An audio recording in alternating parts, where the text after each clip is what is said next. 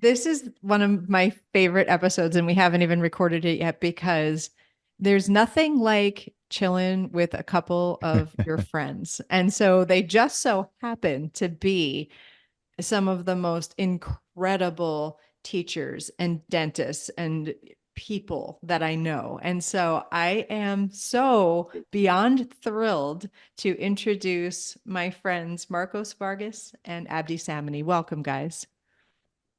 Thank you for Thank you. having. Thank you for having us. I am honored to be here, with you guys, with Abdi, that I didn't know he was going to be here. So it's the greatest surprise. Well, Surprise. had he known, he would have said no. Now he's on No, the oh, no, spot. no, no. I would have been excited, like I'm excited now to see you, Abdi. The same here. Well, I'm not going to lie. I kind of got Abdi to commit to me like not that long ago. So I probably, when we were texting about this, I would have told you had I known that was going to happen. No, it's a great surprise. I love it. So I'm uh, very happy surprised about being here with Abdi. So speaking of surprises, we've talked about this before. I've been a dentist for a while, and there's things that I just sort of learned and I sort of just accepted, and I just sort of do what I learned in dental school and never took it to the next level. I learned something incredible last night. It's probably, you're all going to roll your eyes probably, but I coincidentally took one of your webinars last night, Marcos, and you had, you showed a case where you restored a broken mesiobuccal cusp on a mandibular first molar. And he did the most simple yet genius thing. So also there was deep margin elevation involved. So there was more than just a broken cusp. But I don't know about you guys. If I'm restoring a broken cusp with a direct restoration, I've taken my Tafelmeyer and like tried to shift it so it's I have less composite to fix with that like the V shape from your Tafelmeyer. He took the thing and flipped it and had the little like the part that screws in on the lingual. Like, come on. Simple but amazing. Thank you. Thank you about that. I don't know. It's just, again, like I was talking a little bit before, I like to keep it simple. On, and then I don't believe they want very complicated, right?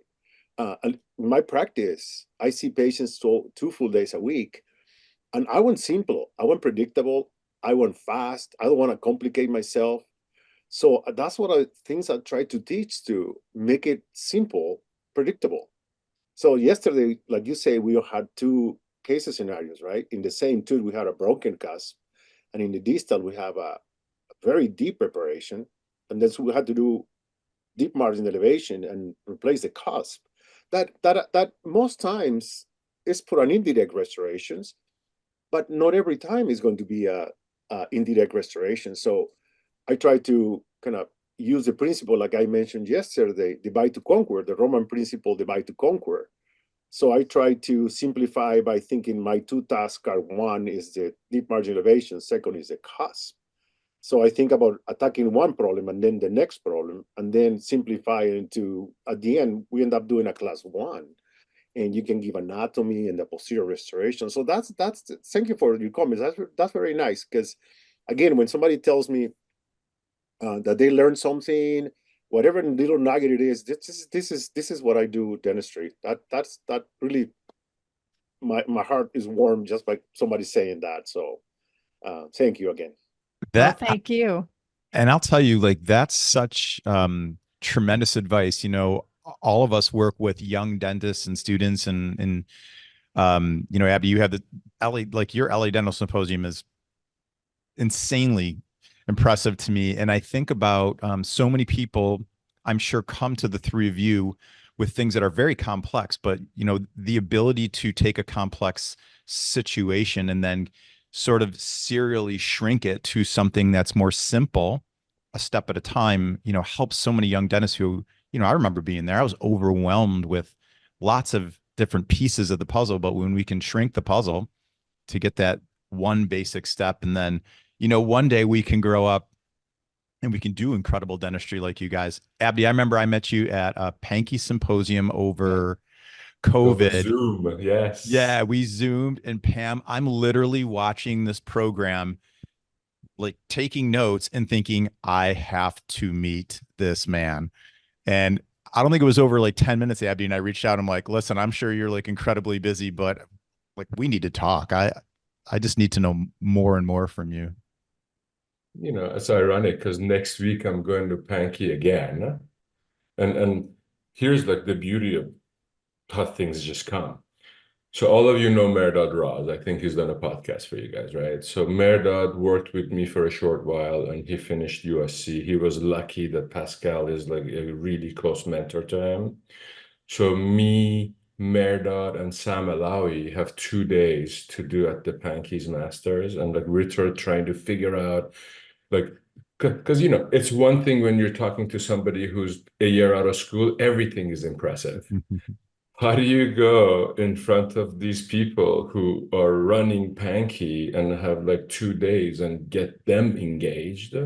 It changes the dynamics a little bit. So it's been making me think a lot. Like I can't go show a typical lecture there. And ironically, what we've decided is we're going to talk about the workflow of how do you get to practice what Marcus and I do? Like Marcus, what you just described, right? How long would you say it took you to do it? And you're an expert. I don't know about that, but try my best. No, trust me, you're an expert. Just for the perspective of time, I'm going to assume it took you 30, 40, 45 minutes to do the whole thing, maybe? Yeah, it took me actually, you know, the took me about an hour, but Okay. in practice I will, you know, move. That will take me half an hour or so. But But yesterday why I do was you have to move? low. Let's just step back for a second. Why do you feel you have to move? Why do you feel you have to rush to get to the next one? Why should it be that if you were going to do an implant crown, right? Takes a lot less time than what you did. Agreed? Implant is placed, Absolutely, there's simpler. your scan.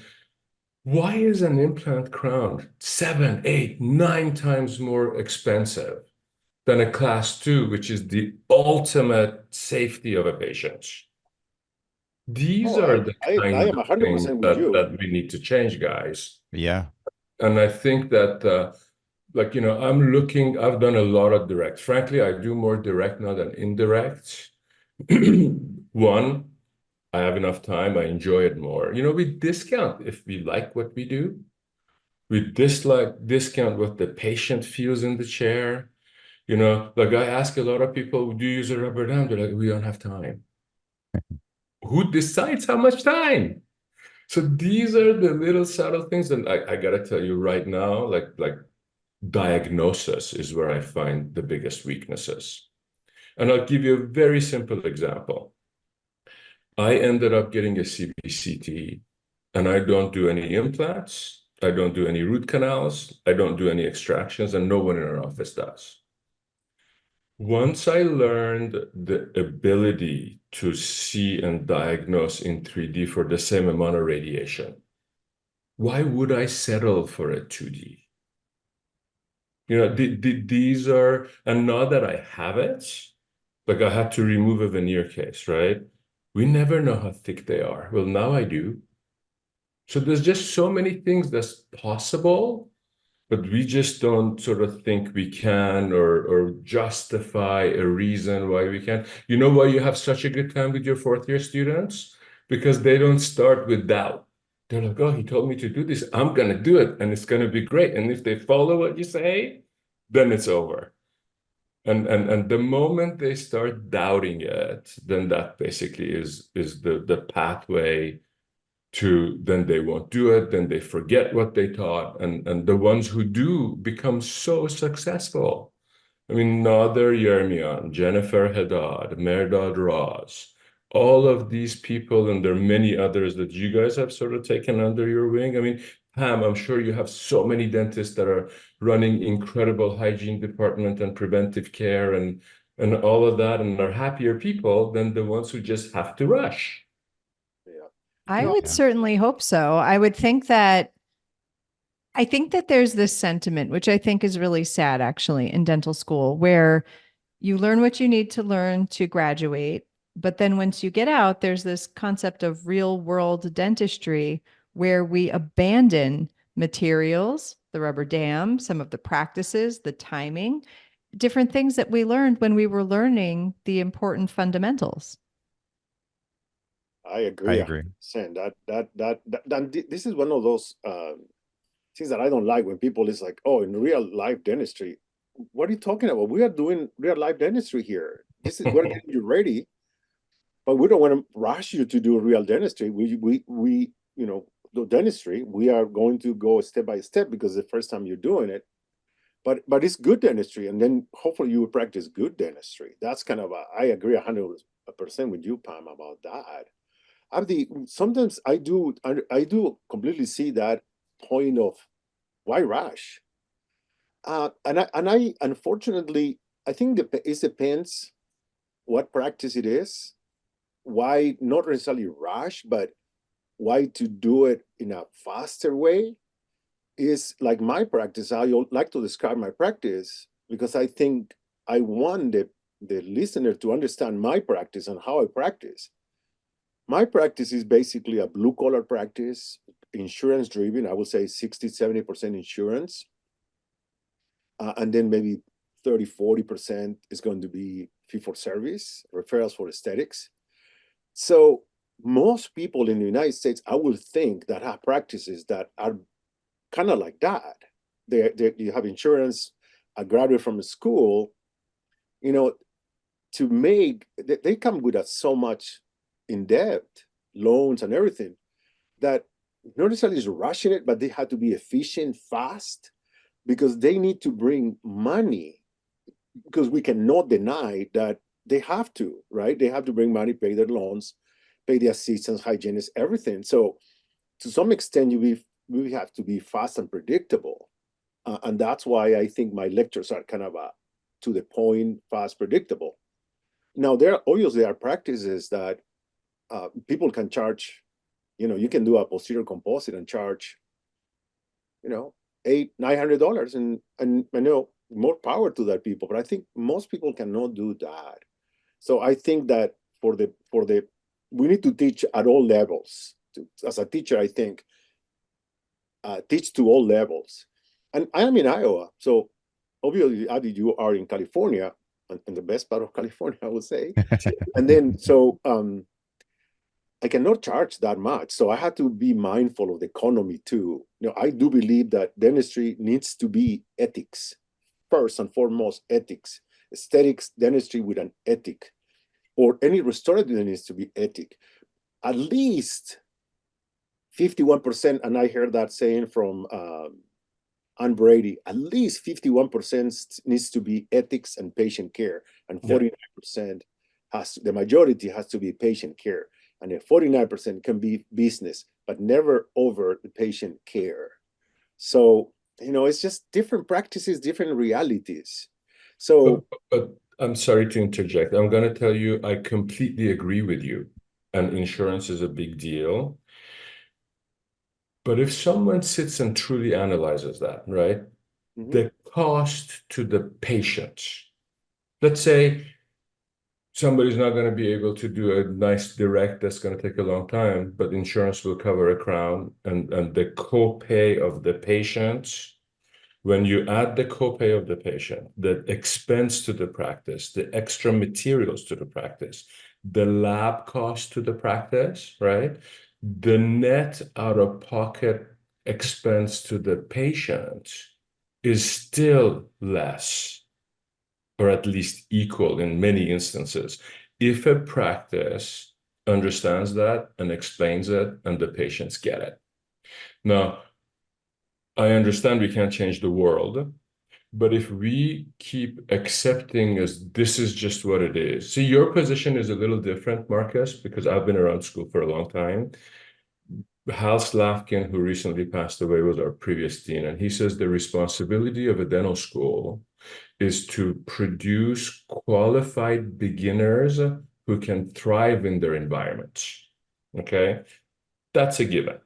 So your job at a faculty practice or at a university, and what mine is and all of my colleagues, is to make them ethical, to teach them the basics and make them good single-tooth dentists with understanding of what different specialties can do. If you do that to every single student, you've done an amazing job.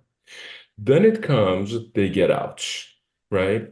And any other profession that you do, when you get out, you have to learn, you have to get better, you have to be competitive, right? No other profession that I am aware of outside of medicine has a third party that gets involved in the discussion between their client and themselves. Imagine if law was done that way. Imagine if your accountant was that way, right? Somehow we as a profession have sort of accepted that. And if you don't change this, right, that's where you have the burnout. I mean, Kyle Stanley has built a career now of talking about burnout. We actually have a speaker at the symposium, Martin Mendelsohn, to talk about positivity. Because if you become like a factory worker and you do that for 10, 15 years, your body is gone, your eyes are gone, you're tired and you don't enjoy it. And I think it's sad because we got such a beautiful profession that if you could do it in a way that you enjoy it, you have longevity. I mean, look, I've done this for 33 years and I think I'm just getting started. I feel so all the digital stuff that's happening. If I didn't practice the way I did, I wouldn't be here. And I started with a blue collar practice just like yours. I remember in 2000 when I took a Frank Spear course and he's like, separate your lab fees. I came to the office and I told at the time my boss, we should do this. He said, you're crazy, but do it if you want. And we did it. No one has looked back. You lose certain people, but then I can give people choices, right? And that was when we were doing a lot of indirect stuff. Now with the direct stuff, the understanding is when you hire a professional, you pay for their time and their expenses. And they're used to dealing with that in every other aspect of their life. And insurance is like $2,000 a year. And that $2,000 a year comes with them subsidizing it for a certain amount anyway. Yeah. So I think that that's just a big thing that nobody dives into. Not more and more are, because I see it's like people like I know you are trying to get people not to sign up with all these PPOs and sort of get themselves in these places that their growth gets limited, right? I think it's a really cool conversation that we're getting a little philosophical just because, I feel like sometimes what happens is people either they get this either or situation rather than believing that these two things can coexist. They look at, well, we're healthcare, so we need to have this aspect of medicine. Of course, oral systemic link and all the things, and we are part of a larger team. Instead of but and to your point, Abdi, like that doesn't mean we have to operate in that space. We can take all the best lessons and then apply other best practices and unite those two things to create our own unique space, which I think dentistry's done a pretty darn good job of over the years. And it seems now, the corporate America the tail wags the dog a little more today than it did, 10, 15 years ago. So it really is, I think, to your point, carving out who we all are to this next generation of dentists and where we are in their timeline, so we best prepare them on that piece, and then pass the baton to somebody else who can add to it and add to it and add to it. What do you think, Pam? So one thing that we've kind of danced around, that I think when people go to either of any of your lectures, they're thinking, I need to layer with all the composite. I need to make these incredibly beautiful restorations, which obviously that's what most of us hopefully strive to do. But there's an appropriateness to the treatment planning that I know both of you hold near and dear. So one thing I know, Abdi, I've known you for a long time. And I know when I met you, I was like, oh my gosh, this guy knows more about composite than I ever will in my entire life. And he can make plastic look like enamel and dentin, like, on a world-class level. Yet he will resin infiltrate before you even ever need a restoration if that is what's appropriate. So, I mean, obviously we're talking about direct versus indirect, but there's this whole world before we even need a restoration that we could and should be prioritizing. Would you talk a little bit about that and what you're doing with resin infiltrations and things that you're doing to try to help people get and stay healthy? You know, thank you for bringing that up, because I kind of see my job as a dentist. I am sort of the protector of a patient's oral status from the moment they entrusted in me. Okay. So if I have a 19-year-old versus if I have a 75-year-old, the mindset is different on both. And the idea of preserving the natural part of the tooth is I think, the most important. It really begins with prevention, then it's protection, then it's interception, then it's restoration, then it's reconstruction, then it's replacement at some point if they end up losing something. Now, if someone has been a patient of mine for 25 years, and I got to tell you, it's sad because I'm seeing some of my own patients now from 20 years ago that I did what I thought is beautiful dentistry that is in need of being redone. And I see some of the people that I had recommended that heavy prosthodontic oriented dentistry that they chose not to do, and they are better off today. So that's just experience, right? Because in the beginning, my ethics wasn't different. In the beginning, I was taught, you see a crack, this tooth can break, crown it. You're helping this patient. You have a interference. This could cause TMJ. Adjust the occlusion. So you do what you're told, then you start following people like John Coy and Frank Spear, and you learn nice ways to do those things. Then you get a little older and you start looking at what you've done, and what has contributed immensely to my growth is photography. Because we have this protocol that we photograph every patient. My new patient is a set of photographs. We basically now take a CBCT. We document everything that we can document. I'm trying to plan a scan that becomes part of this workflow, right? So as I'm looking for change. So when I see an incipient lesion that is in the posterior, that up until now, I had no choice to either watch it and let a percentage grow and then fill it, versus now watch it and offer interception, i.e. resin infiltration. My job is to offer. Whether the patient accepts it or not is a different story. And these are the things that I don't understand, and I don't know how to go about it, nor do I have the time. But if I was an orthodontist, and if I knew that like every orthodontic patient's white spot lesions grow 70% or whatever it is more during ortho, wouldn't it make sense to infiltrate prior? And then I talked to orthodontists, they're like, well, we're afraid if we do this, the dentists are going to be upset.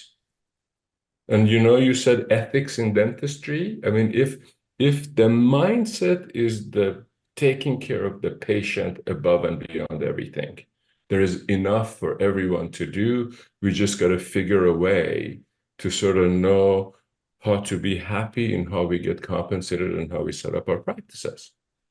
Because realistically, if you are doing dentistry that takes a little more time so that you enjoy it and it's a little more refined, you don't need that many patients. You have enough patients. I have friends that spend $90,000, $120,000 a year in marketing.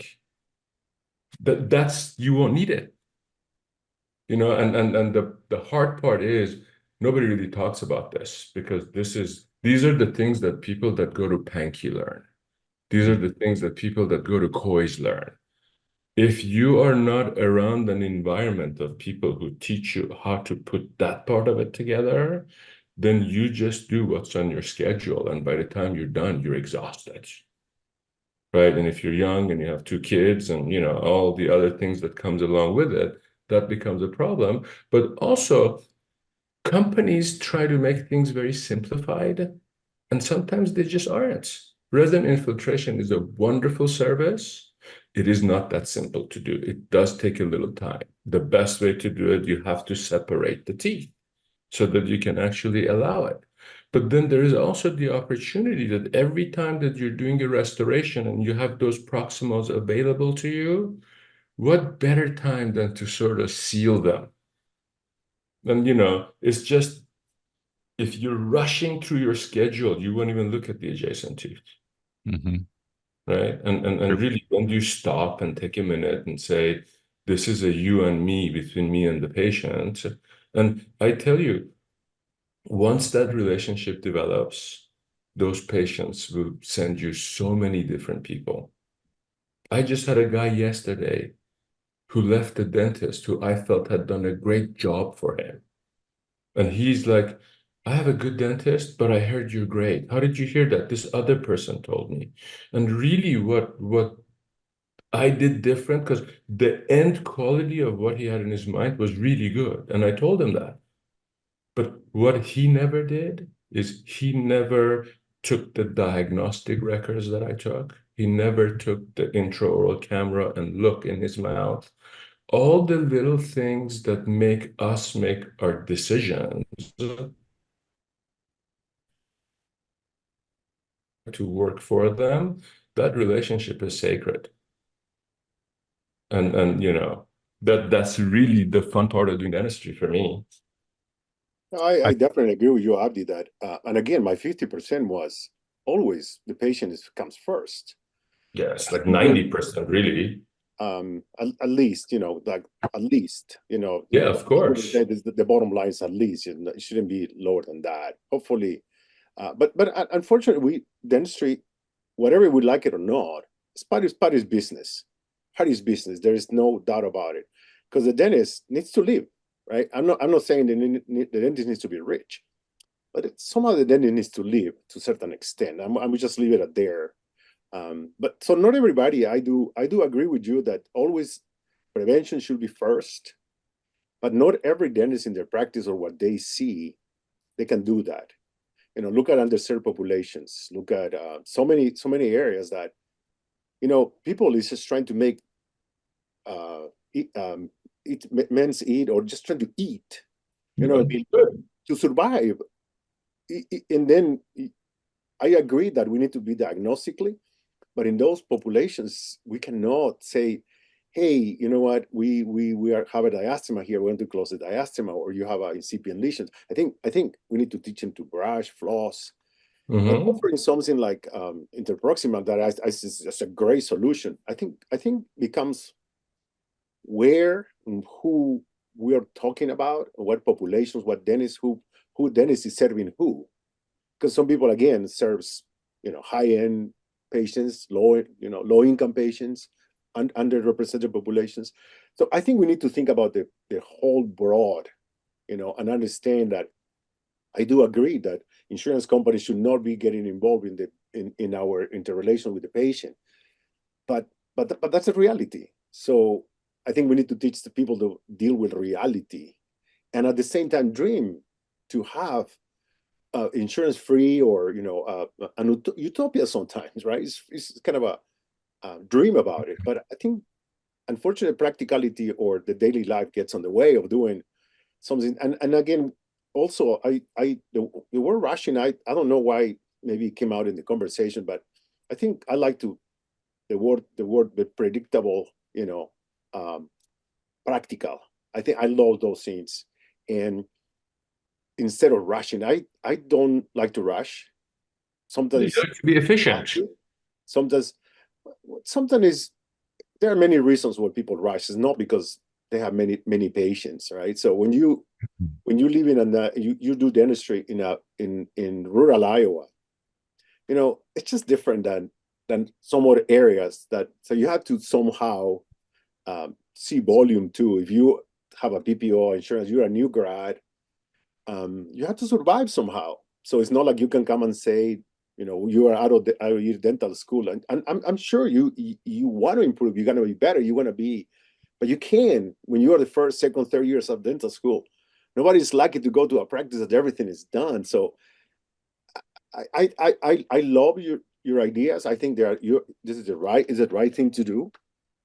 But I think maybe as an educator, I need to look at where these people is going and who they are going to be serving, and not always the people that serves has the means to do things like that. So again, we come from different realities, different areas of the country too. So again, geographical, there are so many things that we need to look into it. But I agree 100% with you that it's unfortunate the insurance company gets into our business and what they have to do and how much they pay for it. And it needs to be about prevention. I read not long ago the book Outlive. I don't know if you read the book Outlive. It's a great book about, he talks about medicine. It's in medicine. Talks about medicine in different levels. Medicine 1.0, 2.0, and 3.0. And medicine 3.0 is prevention. It's like you have to prevent. You wear a continuous glucose monitor. You have so many things because, what is the difference? And the book says, what is the difference between diabetes and not? It's an A1C of 6.7 to 6.8. All of a sudden you're diabetic, you're not. But you took a long time to get there. So why are we not looking before that we get to that A1C? Like you're saying, what are we waiting for the lesion to get bigger and bigger? We need to intervene. And I love that word, intervene. And do it. So I agree with all those thoughts 100%, Abdi. And Marcus, I just want to be very clear. I fully 100% agree with everything you say. I've taught at USC. You think everybody that comes to USC is like totally wealthy? They leave with $700,000 I never say that. They are in so much debt. Their lives are very, very difficult. And I promise you, if people did the basics that you teach them once they're out, the oral health of this country would be better. I'm not talking about layering. I'm not talking about having a rubber dam all the time, but I'm talking about, I talk to my associate and they schedule for her, right? She's got 20 minutes, right, to do 2 back-to-back MOD restorations in resin. Well, that's rushing. Yeah. Can't do it. That's Can't rushing. be done well. And a no for me. at some point, right, like everything that changes, right? This is something that, like, this is a much more difficult conversation, but really the public needs to become aware, right? And if the public is not aware, because people come and get veneers, 20 of them, that have no resources. It's on borrowed money, that if it's done poorly, they no longer even have credit to go fix it. Yeah. And TV ads are full of all on 4 taking teeth out, right? So there is an opportunistic part out there that the patients are not aware of. Now, I give you one example. Look at the fitness industry, right? There is no insurance, yet they managed to teach people. Now, some practice it, some don't. And that's a personal choice. But for the information not to be accurate, for the public to make the right decisions, I think that's where we're a little short on. And you look at Uber, like, did you ever think you're going to get in some stranger's car that you just touch a button and like you're going to let them take you when you're had a few drinks and like just do that? This is the time of change. I think the newer generation are very good at information. They act, they care about what their health is a lot more, and they can't be expected to not to do things that they don't know is good or bad for them.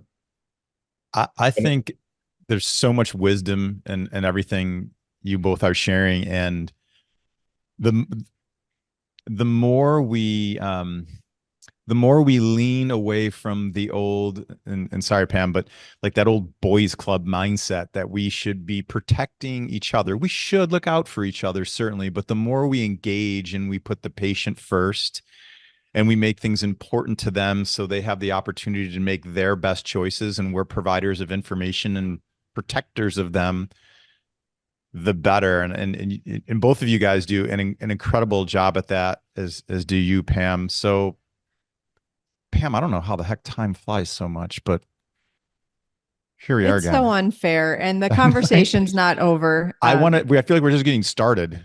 I know. So I guess, okay. You both are incredible educators. I love learning from both of you. So everybody out there probably is doing the same, but there's probably like one person who isn't. Where can they follow you? Where can they learn about upcoming courses? Where can they find you? Abdi, tell us about the LA Dental Symposium. We just need to know all the things. Well, at LA Symposium, you see people like Marcus that'll come and they'll just show you incredible dentistry. You know, like a lot of the people that come to the LA Dental Symposium on a speaker side, I scout over the years, and a lot of them happen to be from outside of the United States. And one of the main reasons that's that way is they don't have some of our limitations. Like this year, I have a guy, his name is Hassan. He practices in Baghdad. And just go on the LA Dental Symposium, follow his work in an area that if we think we don't have resources and people need care and like all that stuff. So they do beautiful work, and I try to bring people who are very good at their disciplines. And the goal is it starts with seeing. It starts with seeing something that you resonate with, that you feel like, God, I wish I could do that. And then you follow and you learn. That's how I got here. Like I've watched Marcus teach me how to layer, and I go and I practice it, and I'm not as good as him. And then I keep trying and I keep trying. And then there's people who tell you, when do you go indirect and not direct? And Steve Scheppenhaus, for example, is a young guy who has built an incredible following, and in my opinion, he is doing dentistry the very correct way, and he's doing it efficiently and economically. So these are the ways that like I have grown, and I try to bring that. And I am not much of a social media person. I do not have a TikTok. Frankly, this was difficult for me because I never know what to say. What I think is you watch the young people who are just doing good well and follow their Instagrams, and you just get inspired. And honestly, that's how I got involved in direct. I just saw stuff on Facebook years and years ago. But I'm sure Marcus has a much bigger following. I know he does a lot more hands-on courses, and rightfully so, because he can direct people better. I can teach people, go see Marcus. The rest is up to Marcus. Well, definitely, the LA Symposium is amazing. I've been there and see the quality of the speakers, and the work. It's unbelievable. It's amazing. You always have a knack for finding Abdi, these people that is like rising stars all over the world. You bring them to the LA Symposium. So I love that, because that brings perspective, open the blinders for us. So that's really good what you're doing. It's amazing. You took over the USC continuing education when they decided to drop it. So that's you are doing so good for the profession. Thank you, my friend, because you're an example of Thank you. how it should be done. No doubt about it. I do some hands-on here and there, certain meetings. We have with probably Bob Marges, Robert Marges, dentist from Des Moines. I met him. He was my teacher in dental school, not dental school. I'm sorry, in the grad program. I went through the operative grad program here in Iowa. He was one of my teachers, one of my mentors.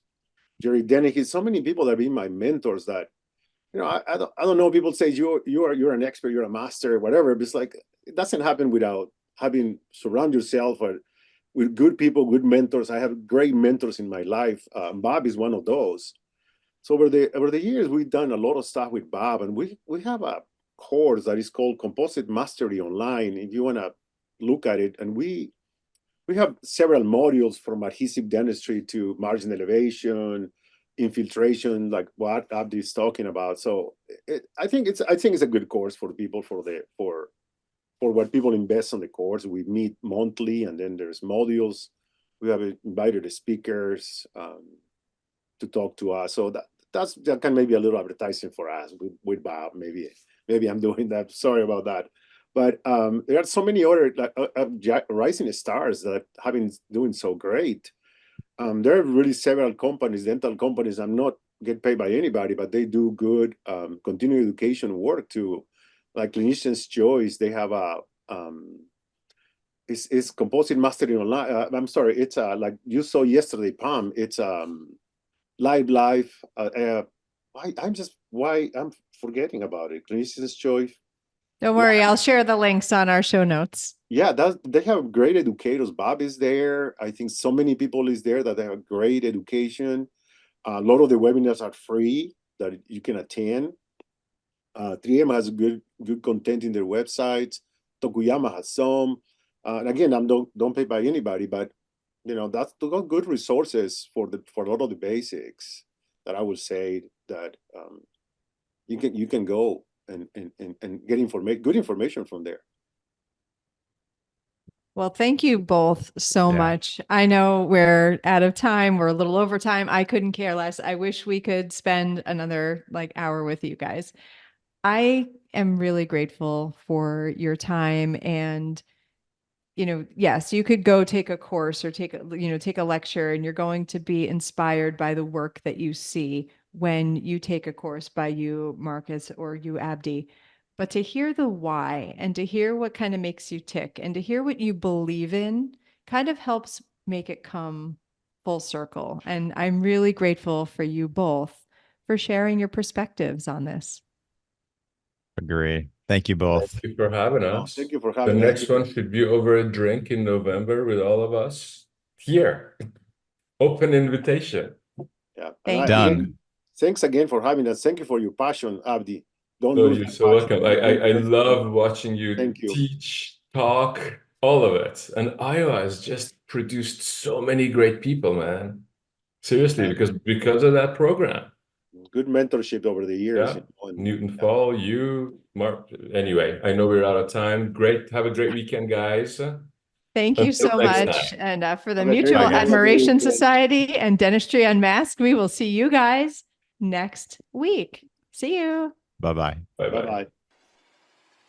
Thank you, everyone, for watching or listening to the show this week, and thanks to our guests and sponsors on this episode. Please check out our social media at Dr. Pamela _Maragliano and at Dental Economics Official. Or you can check me out at Ignite DDS or at Dr. David Rice. And go to dentaleconomics.com to receive dental economics. You can choose to receive DE in print or digitally, and you can also get the details of our Principles of Practice Management conference on our website. If you have topics or guests or anything you'd like to talk about on the show, send us an email to dentistryunmaskedpodcast@gmail.com, and we will do our very best to make it happen. Thanks again, and we'll see you next week.